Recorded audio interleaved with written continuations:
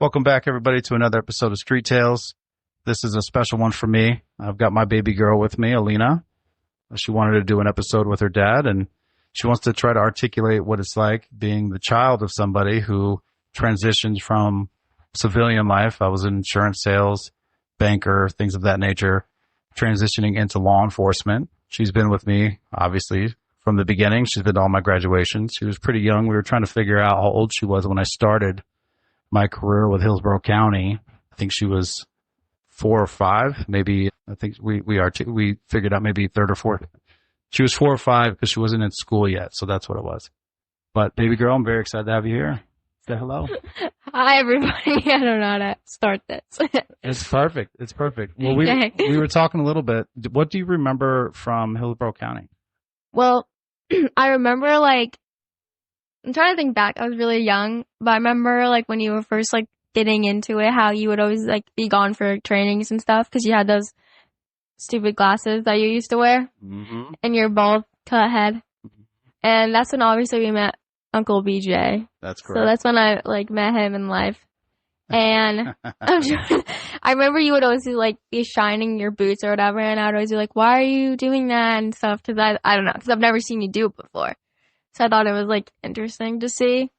And, yeah, those are, the slow impacts, I guess, I started to notice was, the different mannerisms you started to have. Especially once you got pepper sprayed and the... Oh, yeah, the video? The video, yeah. I remember you and your brother, loved watching it, and that was the time that Alec, at that point, said, never do I ever want to go in law enforcement. He's like, because I'm not going to get pepper sprayed. Ironic. I do not react well to pepper spray. No. That video is funny. BJ gives me a hard time about it to this day. You're still in the video. Someone else went there. He's still spraying water in his eyes after a whole other round. Yes, I was. I do not react well. So you were pretty young. You remember more towards my later agencies that I worked for, but you said that you remembered one specific moment that was a core memory for you. Yeah. What was that? So it was late at night. I couldn't tell you the exact time because that's okay. I wasn't very aware of time. I used to read the time 4:41. So I was pretty intelligent. So I didn't really know how late it was, but I remember it was past my bedtime and I heard ruckus in the kitchen or whatever, and Alec was up.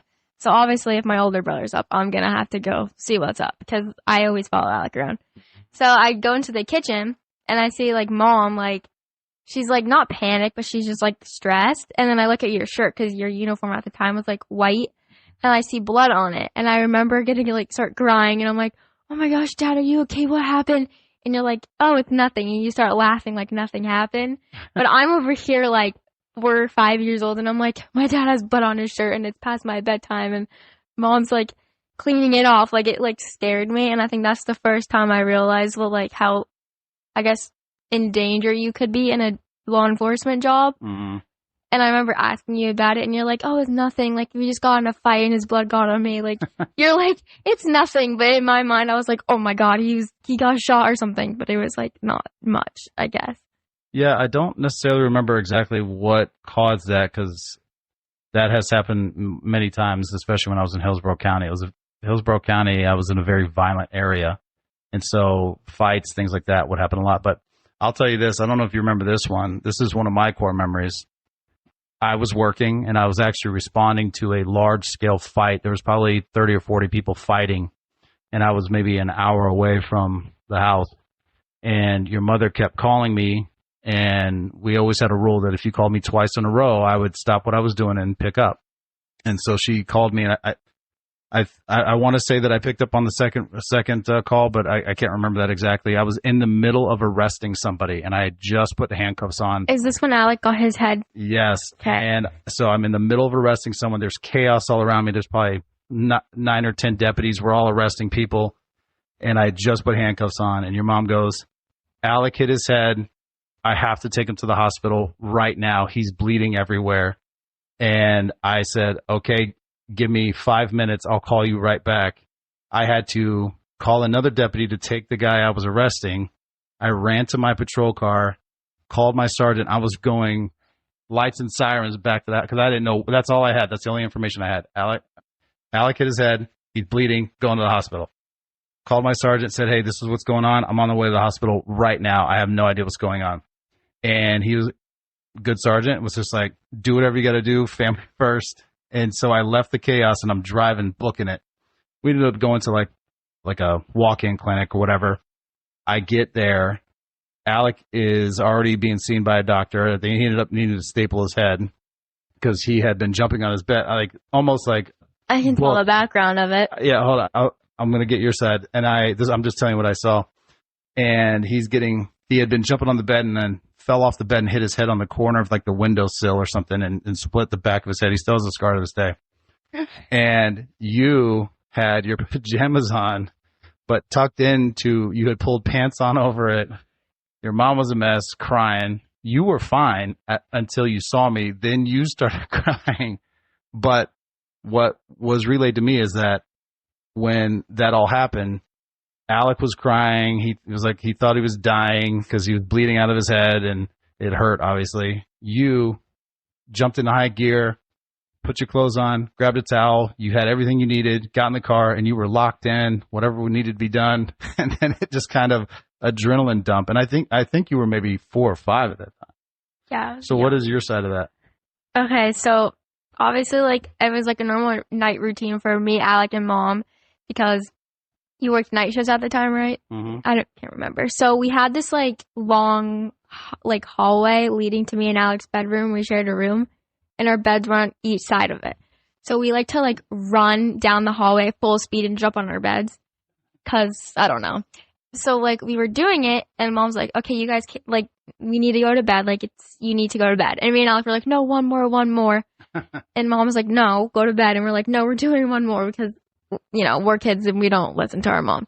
We want to do what we want." Yeah. So me and Alec full speed run down the hall. We jump on our beds. His bed was up higher because he was older than me, and my bed was low. So I just jumped on my bed perfectly fine. He jumped on his bed, and we heard like a smack or like a snapping noise or something. Like, we didn't think anything of it, and like Mom was tucking me in or something. And then like Alec was just staring into space, like he had no reaction. And he touched his head, like the back of his head, and he was bleeding. And he goes, "Mom, I'm dying." And he starts bleeding. And Mom goes, "Oh my God, Ina, get a towel." I look at Alec and I freeze in the moment. What had happened was he missed his pillow and he hit his head off the marble windowsill that we had. So, yeah. So immediately I get up, run to get a towel. My mom's freaking out. And I'm like 5 or 4 at the time, like Dad said. And like I get a towel and then I'm like, okay, what does Alec need? He needs to go to the hospital. So I used to sleep in my dad's old big t-shirts because I would miss him at night with his smell on it. So I put pants on over it and tucked it in. So I'm wearing this like extra large t-shirt down to my ankles. I tuck it into like my little 5-year-old pants. I run downstairs, get my mom's purse and her wallet, and I'm standing at the hallway like, we have to go. And she's like, and then she didn't react to like her 5-year-old daughter doing all of this, who's never been taught it before. Mm-hmm. We get in the car, we get to the like ER, and then I see Dad, and like, I don't even remember. I think I blacked out or something in my mind. The next thing I remember is we're home, and I got jealous because Alec got ice cream and I didn't. And I was like, I want ice cream. And Mom was like, well, you didn't get your head cut open. And I was like, well, I helped. Yes, you did. I still didn't get ice cream though. But I got to miss school the next day. But that's my side of it. Yeah, he ended up getting a few staples in his head. And like I said, he still carries the scar with him to this day. Like, it's a cowlick now. It's bad. So then the next phase would have been when I was with the Maine State Police. You were a little older then. That was a few years later. I think you were in 4th grade? Yeah, I think I was in like 4th grade. And with the Maine State Police, even though I'd already been law enforcement at the time, I think it's changed since then, but at the time I had to go do 9 weeks of training. So I had to leave again for another academy. So I'd already been through Hillsborough County Academy, which took me away. And then I was working midnights. And actually, just a quick sidebar, I had also gone, this is when I had already gone to the FBI Academy, didn't make it. So I was not in the best of mental places at the time. I was pretty depressed. Maine State Police picked me up. I was very excited about it, but then I had to leave again for 9 weeks. Do you remember that time period?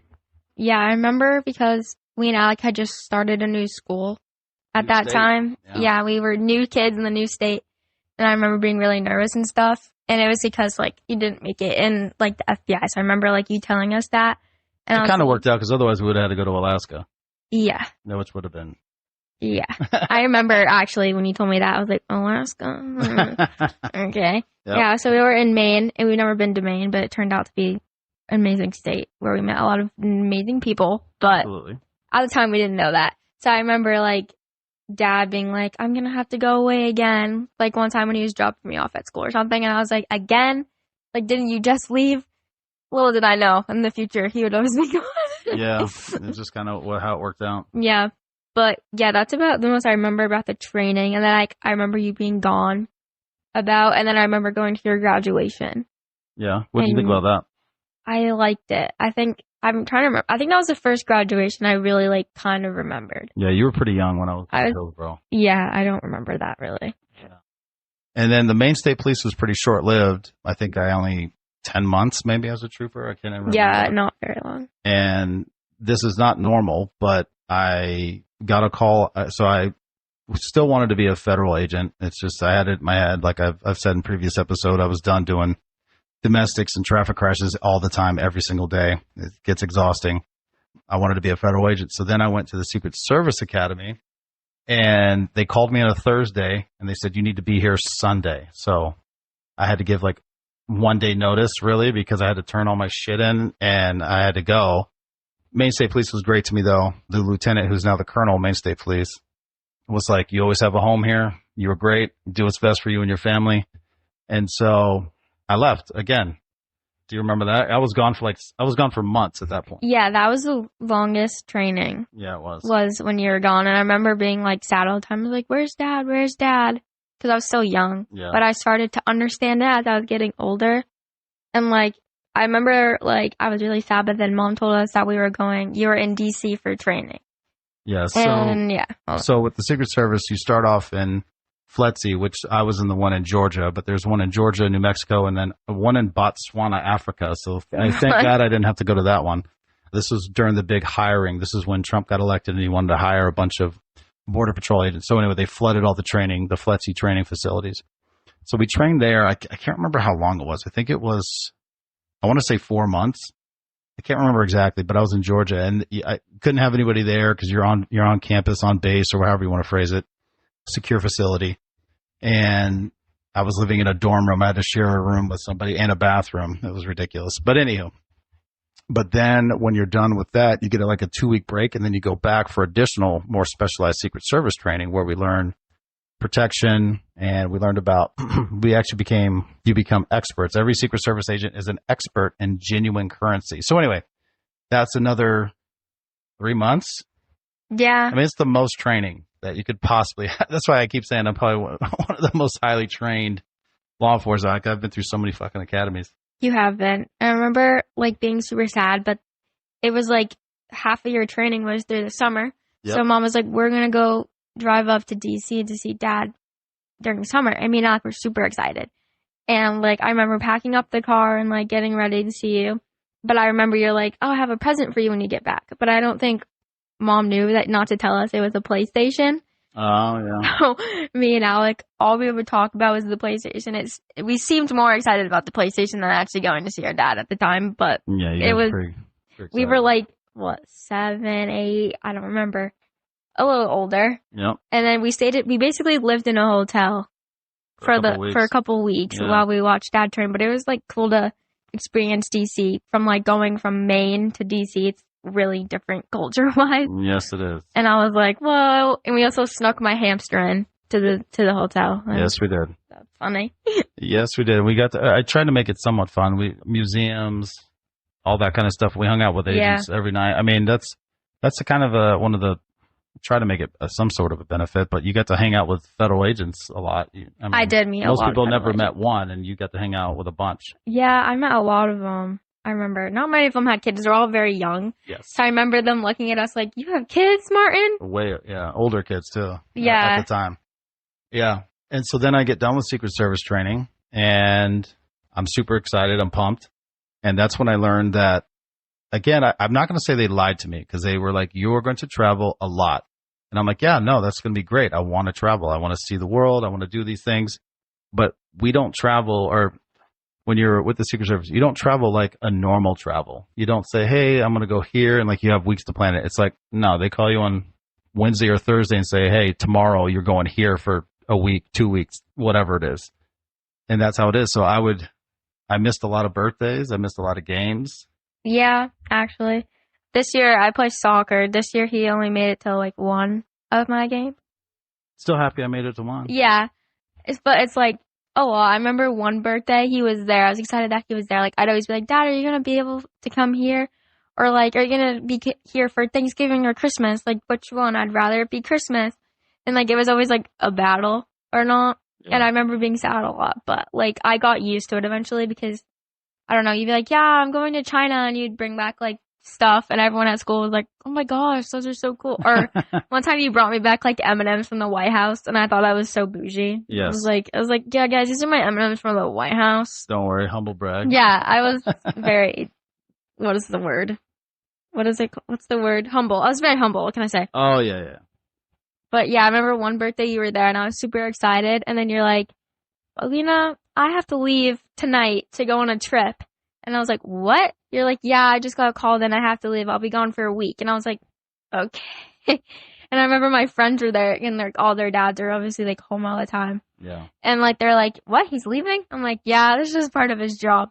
Like, no one really like understands it in Maine, I guess you could say. Well, most people don't understand it no matter where you're from. Yeah, actually.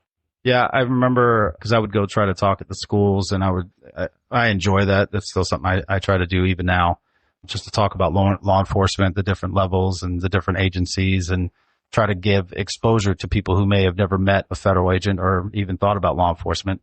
But you were still in elementary school, I think, when I did the first time at your school, and you had been telling all your friends, they're like, what does your dad do? What does your dad do? And you got tired of kind of trying to explain what it is, so you're just like, he kills bad guys. I didn't mind it. Everybody I've ever met is like, yeah, keep that energy. I love it. Yeah, honestly. I remember you'd come to talk at like career days because I was like, my dad's a secret agent. I'm just better. What can I say? And everyone at school would think, since we were little, they were like, oh, so your dad's a spy? And I'd be like, yes. Sure. And so basically all the way up until I was probably 7th, 8th grade, everyone was like, is your dad still a spy? And I'd be like, yep. He is. He's a spy. Little do they know I'm standing post at a stairwell for 12 hours or outside on a shoreline.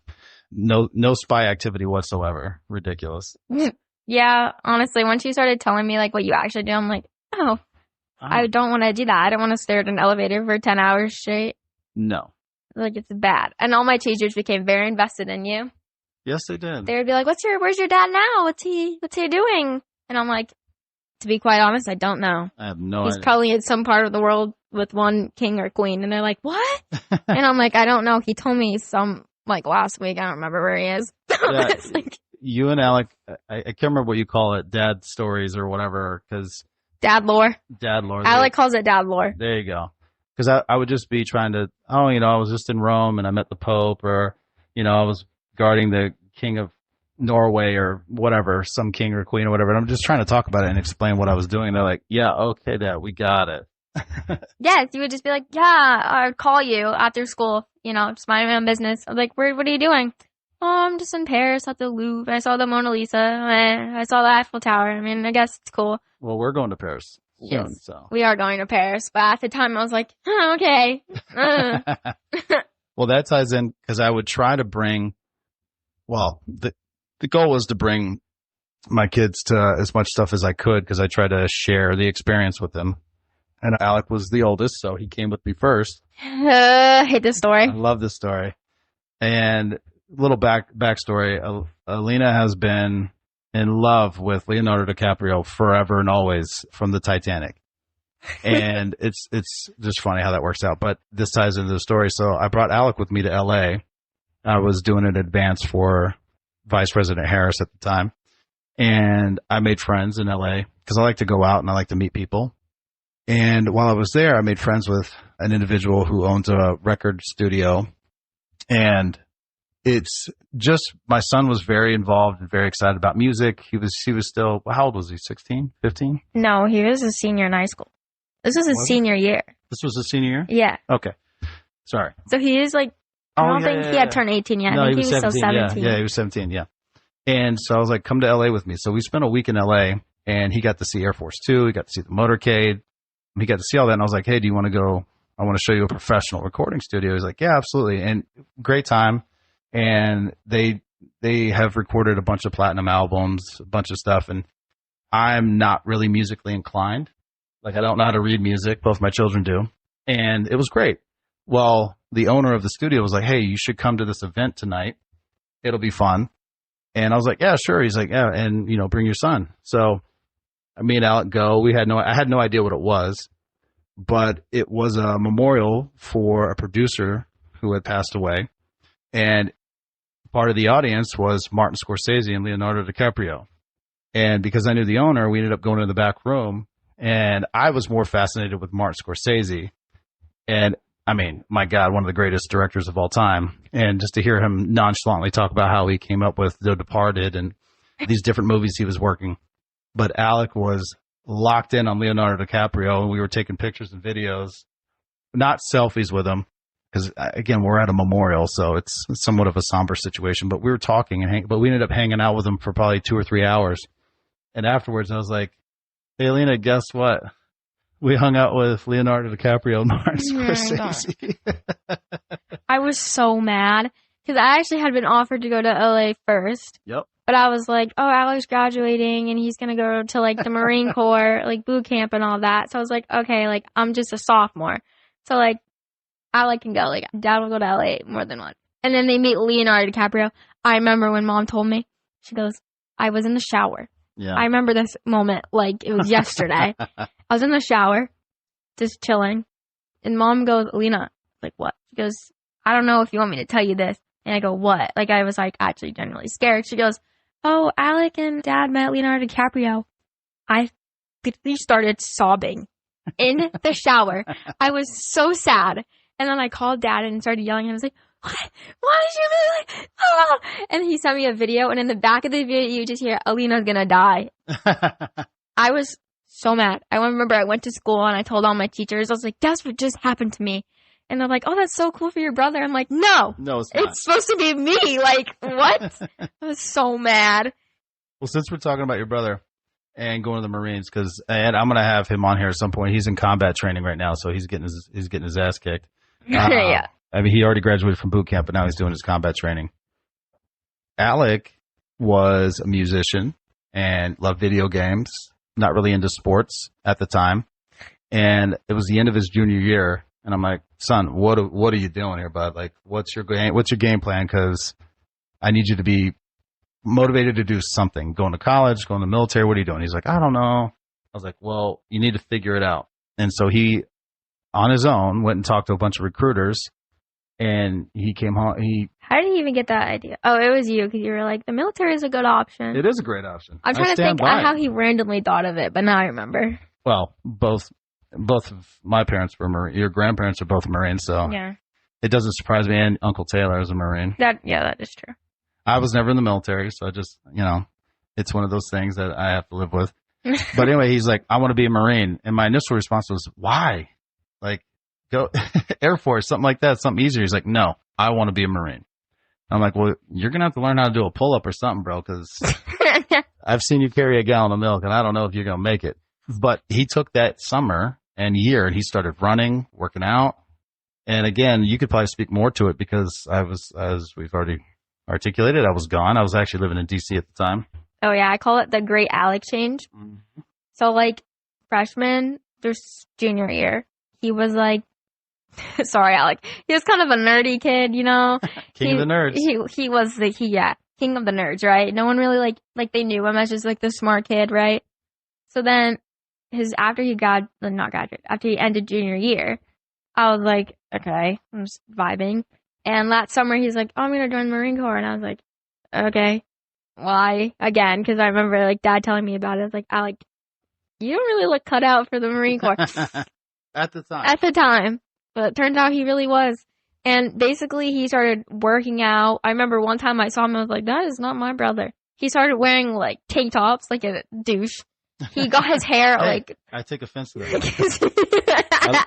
My dad outfit is tank top and shorts. Yeah, but he would wear like the tight one. Yeah, oh yeah. Like the annoying ones. He would start wearing like a gold chain. He got his ears pierced. I was like, who are you right now? He was feeling it. He got his little college girlfriend. Mm-hmm. I was like, Alec, what? He started going out all the time. And like, remember, he's had his license in sophomore year. Like, he never went out. And now I'd be like, where's Alec? He's out. What? Yeah, matter of fact, I would tell him, go out. You need to go do stuff, high school parties. Don't drink and drive. Don't do none of that stuff. I wasn't trying to tell him to do that, but like you need to go enjoy high school because you're only going to be a teenager once. And he would go to parties and go and come back. Like he would leave after an hour. And I'd be like, son, come on, man. He goes, Dad, it's a bunch of dudes smoking weed, drinking warm beer. I'm not doing that. And he's saying that while he's pouring himself some Blantons or Macallans. I was like, I have ruined you. He's so spoiled. I have ruined you. Yeah. So he started doing that. And then like, obviously, if you're in high school and you have a college girlfriend or boyfriend, you know, everyone's going to know you, especially our high school is very small. Yep. So like me, I've done sports since I was like little, and Alec, more or less, he's never been that athletic kind. So his senior year, I'm like, Alec, you should run track with me since you're going to be running a lot. Yeah. And also so you can drive me and I don't have to wait. But turns out he was captain of his cross-country team, captain of both indoor and outdoor track season. He's only done it his senior year. Yeah, I was like, what the fuck? And then everyone was like, Alec, Alec, Alec. And I was like, what the? And he was just like the coolest kid in school. He had all these friends. All the teachers loved him. And I was just there. I was like, hello? What just happened? He like literally turned into like this popular jock kid who's going into the Marine Corps. And I was like, what? I was like, who are you? That's basically his senior year. He turned into like a completely different person. And then after boot camp, he's another completely different person. Yeah, no, fair enough. But with that being said, I was able to actually, I got lucky. This was during the campaign season of 2024. I was able to bring you on a couple trips with me. They were in Massachusetts. It's when Vice President Harris was in the Cape, and then she went to the Berkshires. So the first week we were in P-Town. Just the tip. Just the tip. Which for people who don't know, P-Town is populated. It's an LGBTQ community, but it's mostly emphasis on the G. Would you say? Yeah. And it happened to be Bear Week at the time. Yep. So I had my 16-year-old daughter in P-Town. It's called Provincetown. And there were, for people who don't know what bears are, there was a lot of burly gay men, body glitter, booty shorts, tank tops. Yeah. Yeah, so you got exposed to that pretty quick. Yeah, but I did have a lot of cool experiences there. Yeah. I went on a Coast Guard boat. We ended up linking up with the Coast Guard commander. She ended up, and again, forgive me for everyone who knows, I'm sure I'll get criticism, but I don't know all the names, but Master Chief, or he was the commander, he was the Coast Guard commander of the base in Provincetown. Yeah. Shout out, because the dude was awesome and he made us cookies. He did. They were very good. But he was super nice. Yeah, like we did not know that he was that high up. No, had no idea. Had no idea. He's like, do you want to go on a boat? And I was like, yeah. Hell yeah. We ended up dipping out on a Coast Guard cutter. And it was, well, go ahead. You tell it. It was really cool. It went fast. I almost flew off the boat. If I didn't have Dad holding me down, I would have flew off. And then he tells one of his, like, I don't know, what would you call them? Like people that work under him, I guess. I don't know. Or like again, equals. I'm not in the military, but yeah. They were sitting in a chair. He goes, get up and give her the chair. She's going to fly up. And I was like holding on for dear life. But I remember I looked really funny because imagine this 16-year-old girl walking around with 5 special agents. And everyone's like, why are you here? And I'm going in restricted areas. And they're like, what the hell? What is this she's kid? With me, don't worry about it. Yes, they're like, what is this kid doing here? And then we went on a Coast Guard air base. Mm-hmm. And that was really cool. I've never been on so I think it was an Air Force Reserve. Again, my ignorance is showing. My parents were in the Marines, so I know some Marine stuff, but I don't know all the terminology. But you got to see, restricted base. It was really cool. And I remember that's when I was like, oh, I want to join the Air Force now because seeing it and stuff. And then after we went to Alec's boot camp graduation. I was like, this is really cool. It is. Yeah. But I think it's an Air Force Reserve is what it was, because the accommodations were beautiful gym. They were all hanging out, working out, the kitchen. You're like, well, this is amazing. And then we go to the Marine Corps graduation in Parris Island. The bathrooms don't work. It's pretty grimy. It's definitely Marine Corps vibes in there. They train soldiers there. Everyone's a rifleman. And then we went over to the Berkshires, which in my head, I'm like, oh, the Berkshires. Yeah, that's really, really nice. And there are nice areas. Keyword. But we were not in the nice area. I mean, it was still fun. I got a smoothie bowl. Yeah, you did get some good food. It was good. I liked it. We did some traveling around. Yeah, it wasn't all bad. It was nice to know the different areas that I can. Like, we went from this beautiful province town. It was, like, on the water, Cape Cod. I was like, oh, my God. To the Berkshires, and it was, like, raining the whole time.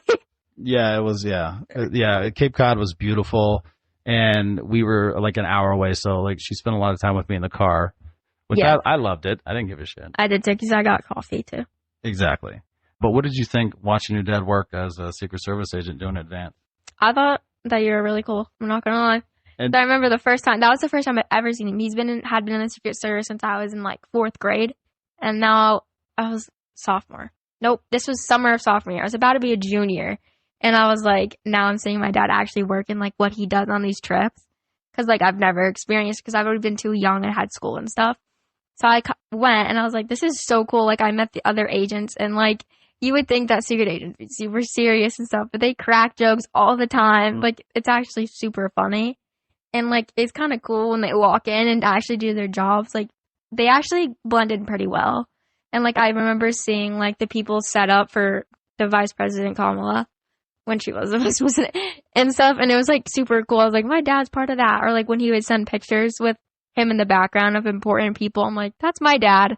Like, I thought you were super cool. Or, like, when you would wear, like, the earpiece and stuff. I was like, you look like you're out of a movie. But I thought it was, like, super cool to meet everybody and see how, like, you plan it. Because, like, some of the things you were pointing out, I was like, what? Like, I would never think of that. Ever. Yeah, and again, I think it's something that's hard to wrap around, get your mind wrapped around. Because when you're in it and you're in the White House or you're standing post and you're meeting people, I've met a bunch of people. Not that they would ever remember who I am. It doesn't matter. But I've met a bunch of world leaders and Mark Cuban, Elon Musk, Bill Gates. Like You've met Elon Musk. I have. Because these people. Okay, again, more lore. He always has new lore. Dad lore. It gets lost on you because for us, we've been standing in a suit for 8, 10, 12 hours, depending, sometimes even longer. I've worked many 18-hour shifts. It gets lost on you. You're just like, ugh, I'm tired. And again, like I said, it's not like these people were hanging out, having a drink, chatting it up. It's just like, oh, hey, it's nice to meet you. Yeah, nice to meet you too. Cool. But it gets lost. And so I'll try to articulate these stories, or I'll be like, I don't think they're that cool. And then I'll talk about it. And my kids are like, what the hell, Dad? That's fucking awesome. Yes, it's so random. Like, I don't know. I feel like every time he comes back from a trip, I'll be like, how was your trip? And he'd just tell me all these things and show me the pictures. And I'm like, I want to see that. Like, I'm just here in Maine, chilling. Yeah. Yeah. Well, so the other part of that is, again, being in law enforcement, I would always try to explain to my kids safety and security and cameras and guns. I think you guys have been shooting guns since you were very little, or at least you've been introduced to guns. Probably since you could walk, because I wanted you to understand that they were serious and they were always around the house and always loaded. Yeah, that's another part of that big part of my life now. Is like, I remember like when I was younger, you'd always be like looking around and stuff, and I'm like, Dad, what are you doing? You're like, I'm looking around because you never know. I'm always looking for a plan of escape, or I'm always looking for like, what if? And like now that I'm older, I realize that, and I'm like, when we were younger, like me and Alec would be home alone a lot because like my mom would work, Dad would be gone. So we would have the guns in the place, and he's like, don't touch the guns unless it's real serious. You call 911. He would walk us through the steps, and we were in like 5th, 4th, 3rd grade. I was in 3rd grade, I think, 2nd maybe. And I had all these steps in my mind of like what to do if someone came in the house or not. And like Alec would too. Like we had this whole plan. Like we would go behind there, we do this and do that. And I remember like you're always like, don't put your finger on the trigger unless you're gonna kill someone. But then if you do put your finger on the trigger, you have to kill them. And you use all the bullets. You unload. And like I've been shooting since I was like, I don't know, very young. I don't even know. I've been around like guns and stuff, and I know how to like handle them and be safe around them. Correct. And it's weird because people at school will be like, they'll just say in my mind very stupid stuff, and it like bothers me because they don't know anything. Correct. And I'm like, yeah, I've done that. And they're like, what? I'm like, yeah, like everyone should shoot a gun, I feel. Absolutely. So they know. And know how to use it, know how to take care of it. But I would also be like, all right, if someone breaks into the house, you need to be able to stack up. Don't get in the line of fire. Make sure you don't shoot your sibling. Yeah. We had this plan. Alec would have the gun and I'd call 911. Me and Alec would talk about it. We were locked in. Damn right. And I would take them through drills. Oh my God, with a Nerf gun? Well, gotta do it safe, but yeah, like how are you gonna stack up? How are you gonna get from your room to the next room? Yeah. Now, did you enjoy it, or I've always struggled with. I wanted to articulate that there are bad people, there are criminals, but there's very few, and I never wanted to scare you, but I also wanted you to be aware that bad things can happen, and when they happen, it's very fast. Like most people just can't even begin to understand how quickly you go from hanging out, eating chicken nuggets, watching a TV show, and someone's trying to kick your door in or trying to break into the window or something. Like, it can happen so fast. Was it something that you appreciated, or I'm always struggling with, did I scare you to the point of like, oh my God, there's bad people everywhere? I want to say kind of. I am appreciative of it because like talking to people my age, they don't know anything at all. Like especially since I started driving, that was a whole new layer of stuff. And like you told me about, and like you have inside experience. So I was like really happy that I knew about it. Yeah. Because a lot of people my age don't, and I try to tell them, but they're like, this 16-year-old girl, she doesn't know shit. And I'm like, you would think, but I know. Yeah. And I would say, yeah, I am, but I would get scared too. Yeah. There's so much now, especially these days, because you've got to worry about social media. You've got to worry about people finding you on the internet. Don't put too much on the internet. Don't put too much on social media. I remember there was a friend of yours, or Alex, however you want to phrase it, a kid, and their parents were like, absolutely no social media, never. And so she did it on her own, and she ended up putting her full name, her email address was her name with her date of birth. She had her class schedule. She had where she went to school, where she lived, pictures of her at her house. And I'm like, oh my God, this is insane. Yeah. We're not going to say names, but we're not going to say names. Yes, I remember that. And I remember like thinking like, oh my gosh, she's such an idiot. But I also like, I didn't get social media until I was a sophomore in high school. And I remember I asked about it and you were like, why? And you gave me this whole spiel and I've been very safe about it. And every time I see anything sketchy, like I always tell you or I tell mom. Like I'm always thankful that I didn't get it till I was older. Yeah. Because seeing the kids in my grade who've had it, and I would always be like jealous or whatever. But now I'm like, this is not relevant. Like it just brought your brain eventually. So I'm like thankful that you didn't allow me to have it. Well, yeah. I mean, there's a bunch of reasons why. I mean, getting locked in on it, being an iPad kid or whatever you guys call it now. The sticky iPad kids. Yes, spending hours and hours and hours on the, social media or whatever it is. But also for me, from a law enforcement perspective, I mean, most people don't understand, like, I'm still a normal human being. I have kids. I'm sometimes shocked at the evil that is out there. But especially when you were younger, it's a little different now that you're older. Not that it changes. It just, you're more aware. But people try to find you and they want to do bad things. And again, try to stay out of the bad areas. But when you're seeing pedophiles and rapes and murders, you're like, you try not to go to a dark place and you don't want to isolate and lock down your kids to the point where they're scared of everyone they ever come across. But at the same time, they're taught from a very young age to respect adults, respect your elders, whatever. But I'm like, some of them suck. So I don't think I ever made you do that. At least I hope not. Like I never made you hug anybody or hug that person. I never did that. You always were like, even if they're family, like, don't let them in unless I tell you they're coming or stuff like that. Like always, because I would say law enforcement and like been around like knowing about stuff has been a prominent part of my life. Yes. And like even my mom, like she has probably watched every single crime show out there. Still does. And still does. I still watch them with her and I just always watch them. And like I want to say like I know a lot because I hear inside experiences, like watch it on TV. like it's just always around me, I guess, like in our house, like guns and like handcuffs and all this. Like you showed me how to like, what really I think got to me the first time was like when I really learned the difference of how strong a man is compared to a girl or anything. Like even Alec, he's only 2 years older than me, and like he's so much stronger than me. Significantly. And it's scary, like, to know that someone could be that much stronger than you and that you really can't do anything about it. Well, and Alec learned that in boot camp when he had one of his drill instructors. Again, it's Marine Corps, you're learning, you're training, whatever, but he's 18, so technically he's an adult, but he got hit by a grown man in his side. And he's like, Dad, there is a significant difference between a grown man and a teenage boy. And I'm like, Yeah. I've been trying to explain this shit to you. Yeah, Right? that's the first thing that really scared me. And I was like, even if I like work out all the time, even if I do this, like if a grown man wants to kidnap me, like he will. Well, besides if I have the tools, which you've supplied me with to get out of it. But Correct. a lot of young girls don't know that. No, their brains will lock up. Yes. So I would hope, I think I would stay focused in a situation like that, considering what happened when Alec was younger. Like the story we told about the window. Like I got like walked in. Yeah, ready to roll. Usually like not many people do that. Yeah. I don't know. Nothing traumatic has happened to me since, so I couldn't say I do that now, but. Well, you never know. And again, you don't know until it happens to you. And again, sometimes I've burdened my children with knowledge. And so they'll ask me about events that happen on TV or whatever, or crimes that they're talking about. So significant cases that make national news. And I've always tried to tell you guys the truth as I know it and reality. But like when you saw when Trump got shot at Butler, you know, I felt so bad for the female agent, but that couldn't get her gun back in the holster. I knew her, worked with her. Like, again, I'm not saying that we're like hanging out, but she's a good person. She's a good agent.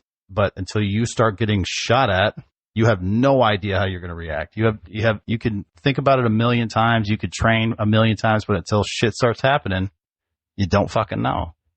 But I think it's a good sign that even from a very young age, if anything happened, you would lock in first, let it all run its course. And then everyone has adrenaline dumps differently.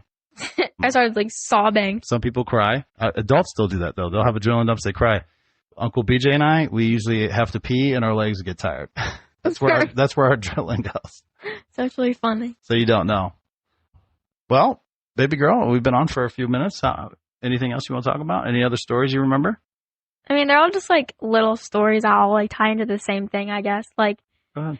I'm trying to figure out how to wrap up everything we said. No, basically, like, I don't know, like being around like law enforcement and agents all the time. Like, I'm used to very like well-spoken people who like are all aware. I'm used to like always feeling safe around my dad's friends because they're all law enforcement. They know what they're doing, more or less. I'm kidding. Well, actually, hold on. What about, you've met some females in law enforcement? Because that's usually a hot topic that people talk about. You have met people that I would go to fucking war with. Yeah, there are some bad bitches out there. Damn right. And they definitely have like influenced me to join. Like obviously I watched you, and then now Alec joining Marine Corps. Like I definitely want to like do something along those lines. Well, let's talk about that for just a couple minutes. What do you, so boot camp. So Alec goes to boot camp. He's there for 3 months. We got to hang out with him for maybe 10 days. Did you see a significant difference in his personality? 100%. Can you articulate it? So obviously I was telling you like the great Alec change, as I like to call it. He was very like, I don't know, like me and him would always like, he'd always try to like include me as much as he could. I mean, as much as you want your little sister around when you're a senior in high school. Fair enough. But Alec has always been a great brother, and he like cares a lot about me. Like he's still sweet. Mm-hmm. Alec is really sweet. Like he really shows his emotions, and like he would always like help me with my homework and stuff. I mean, I would yell at him, but it's fine. We're siblings at the end of the day. Yeah, whatever. But like before he left, like I remember like sobbing. I was like, I'm gonna miss you. Like he was like very soft smile. Like he kind of was just kind of lengthy in there. Had nice hair. Had very fluffy hair. And then when I saw him at the Marine Corps boot camp, I was scared like I wasn't gonna recognize him. But like I did, but like I didn't, because like his face was like cut and sharp. He had his head bald. Like it was weird watching his mannerisms. Like he wouldn't even drink water and walk. He would stand still. The way like he would take his hat off, like obviously in the store, but like instead of holding it, he would hold it properly, like with his arm flat. It's hard to explain. Like his arm flat out, his fingers curled over the top perfectly. Mm-hmm. He would stand perfectly. Like he has like duck feet, but like he didn't anymore. Not anymore. Like his whole shift changed. The way he would eat. He would be doing like what my dad does, scanning around for like around. Like his eyes would always be moving. He's usually kind of just oblivious. Yeah, oblivious is the right word. He still takes forever to do things though. Yeah. But I guess that's the only thing that stayed the same about him. Fair. And he's not scared to show his emotions and say no. Yeah. Now he's very like he's very to the point now, I guess you could say. Yeah. He's not like kind of like wants to talk about it. He's like, this is what you're doing. This is why it sucks. Basically. Yeah. And I think I've talked about it on a previous episode, but it's just interesting the mind shift, because he didn't know if he was going to be able to stay home for 10 days or a month. And everyone was like, oh man, I really hope you can stay home for, a month, and we want to see you, and everybody misses you, and we got all these things planned for you. And he's like, well, I'm a Marine now. If I got to go, I got to go. He goes, if I have to go tomorrow, I got to go. And it just didn't faze him. No, it didn't. Like he didn't get all worked up or upset about it. He's just like, oh, this is what it is now. Yeah, it was kind of weird because, like, I remember before he left, he was super nervous, and he's like, I don't know, his, like, whole thought process and everything changed, and it was kind of weird to see. I was like, oh, another person in my family is going down the deep end. You'll be next. And I'm next, yeah. I would say that's about it. Well, baby girl, thank you so much. Yep. I love having you here. I know, this was a fun one. All right, and shortly after this, when I release this, we'll be headed to Paris for a week, so that'll be fun. Who's in Paris? Alina and Dad. That's right. All right, everybody. Thank you.